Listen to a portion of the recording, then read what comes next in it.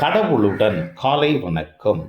புனித மத்தேயு எழுதிய நற்செய்தி 12ஆம் அதிகாரம் 38 முதல் 42 வரை உள்ள இறைவார்த்தைகள்.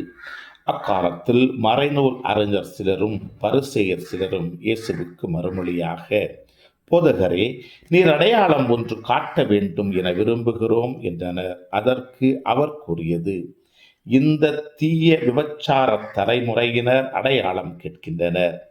இவர்களுக்கு இறைவாக்கினரான யோனாவின் அடையாளத்தை தவிர வேறு அடையாளம் எதுவும் கொடுக்கப்பட மாட்டாது.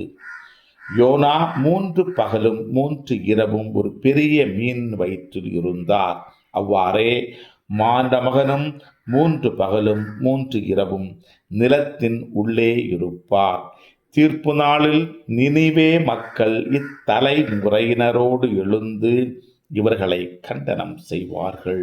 ஏனெனில் யோனா அறிவித்த செய்தியை கேட்டு அவர்கள் மனம் மாறியவர்கள். ஆனால் இங்கிருப்பவர் யோனாவை விட பெரியவர் அல்லவா?